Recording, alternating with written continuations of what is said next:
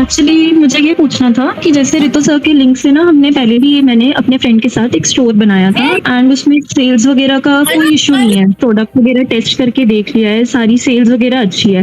Problem ये है कि 200 to 300 ऑर्डर्स तो इजीली 1 मंथ में मतलब मैं स्केल कर पाऊंगी, बट एक्चुअली मुझे इससे ज्यादा स्केल करना है। अगर मैं ऐड चलाऊंगी तो उसमें ऑर्डर आएंगे भी, बट प्रॉब्लम हो रही है फंड की। तो उसको जैसे वापस रीस्टॉक करने में प्रोडक्ट को फंड्स की मतलब कम पड़ रहे हैं, तो उसको किस तरीके से मैनेज करना चाहिए कि ज्यादा स्केल हो पाए 1 मंथ में। कैश फ्लो एक बहुत इंपॉर्टेंट चीज होता है। तुम कैश फ्लो की बात कर रहे हो ना, कैश फ्लो देखो अभी ना मैं आपको बताता हूँ, जैसे अपनी पर्सनल एक्सपीरियंस आपको बताता हूँ जो मेरे साथ रहा था थ्रू रनिंग कॉमन पेंडर। अब उसमें ऐसा था कि इंटरनेशनल था माना, बट काफी टाइम से अपने इंडियन पेपैल अकाउंट ही यूज होता था उसमें भी। तो हमारे कार्ड से तो पैसे लग जाते थे जब भी तुम एड्स के ऊपर खर्चा कर रहे हो या प्रोडक्ट फुलफिलमेंट कर रहे हो, चाहे इंटरनेशनल कर रहे हो चाहे इंडिया कर रहे हो, इवेंचुअली वही होता है ना, एड्स के खर्चे होते हैं, सप्लायर का खर्चा होता है प्रोडक्ट खरीदने के लिए, और इवेंचुअली तुम्हारे पास पैसे आते हैं कुछ टाइम के बाद। अगर सीओडी के थ्रू आ रहे हैं तो there is a bit of delay, अगर तुम प्रीपेड आ रहे हैं तो फ्यू डेज में मिल जाते हैं। हम सीओडी की अगर बात करें इंडिया में कर रहे हो तो उसमें भी चलो 3 वीक्स का एक साइकिल रहता है अप्रोक्सीमेटली। आपको वो मान के ही चलना पड़ेगा जब आप स्केल कर रहे हो। In your numbers only, in your sheet only, you have to no.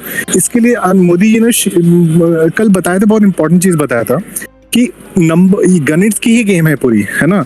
तो इफ यू नो कि अच्छा आपने इतने से इतने ऑर्डर्स लेके आने हैं, इसके लिए इतना खर्चा होगा आपके एड्स के ऊपर, इतना खर्चा होगा प्रोडक्ट फुलफिलमेंट के लिए, और ये पैसे मेरे को इतने टाइम बाद आएंगे, तो फिर आपको वापस मिलेंगे, तो आप और इन्वेस्ट फिर तब करना शुरू कर सकते हो।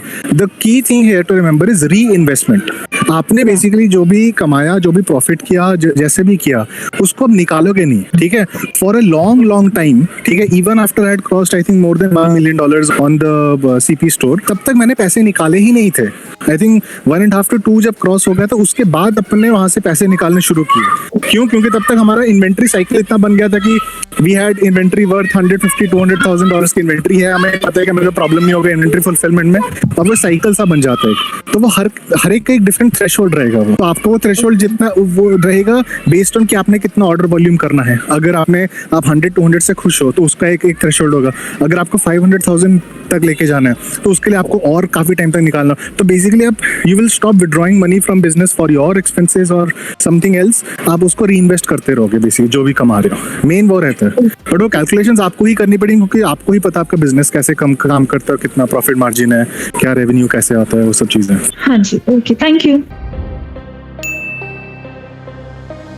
अब मैं पूछ रहा था कि अपने प्रोडक्ट पेज को इम्प्रूव करने के लिए क्या करना चाहिए ताकि सेल्स ज्यादा आए। प्रोडक्ट यार ये तो आपकी क्रिएटिविटी पे डिपेंड करता है। आप प्रोडक्ट के बारे में अच्छे से रिसर्च करिए, मतलब जो बेसिक्स होता है वो तो मैं बता ही दूंगा कि आप अच्छी इमेज, अच्छी क्वालिटी इमेज अपलोड कीजिए उस पे। हाँ, वो तो सब कुछ हाई क्वालिटी इमेजेस है, वो डिस्क्रिप्शन अच्छा है, रिव्यूज भी हैं, और इतना ही रहता है। बाकी आई थिंक आपकी क्रिएटिविटी पे भी डिपेंड करता है कि आप मतलब उसके कुछ ऐसे पॉइंट्स जो कम्युनिकेट कर सकते हो जो बाकी और वेबसाइट्स वगैरह नहीं कर रहे हो। मैंने पहले बताया था कि जो मतलब प्रोडक्ट जो अच्छे से कम्युनिकेट होता है वो ज्यादा सोल्ड होता है। तो ये जरूरी नहीं आपका प्रोडक्ट बेस्ट हो, तो इस वजह इस तरीके से आप कर सकते हो। ढूंढो कैसे, अली एक्सप्रेस पे जाके ढूंढो आपका प्रोडक्ट, उस पर कुछ ऐसा पॉइंट एक्स्ट्रा लिखा हो कि जो मतलब कस्टमर को फैसिनेट कर सकता है और जो बाकी ब्रांड से अलग से यूनिक हो। तो वो आपको अगर मिल जाता है तो आप उसको अपनी वेबसाइट पे दिखाओ और उसको मतलब ऐसे पोर्ट्रे करो कि वो like this is your USP, that is why you are selling this product. उसमें कई कस्टमर्स के ना क्वेश्चन एंड आंसर्स भी होते हैं प्रोडक्ट को लेके, तो अगर आपको वो पता चल जाता है तो आप वो भी वहाँ पे क्वेश्चन डाल के आंसर डाल सकते हो। तो वो भी थोड़ा प्रोडक्ट को बताने में हाँ। और पॉइंट ढूंढने के लिए ना अली एक्सप्रेस में मत जाना, क्योंकि उनकी इंग्लिश लैंग्वेज जो है वो बहुत अलग होती है, मतलब बहुत बेकार होती है। तो आप अमेज़न या उस पे किसी और पे सर्च कर लेना। नहीं पॉइंट्स मतलब वो नहीं, प्रोडक्ट के फीचर्स या बेनिफिट, और नॉट अबाउट इंग्लिश उनकी इग्नोर कर देना, ग्रामर तो देखना ही मत बिल्कुल।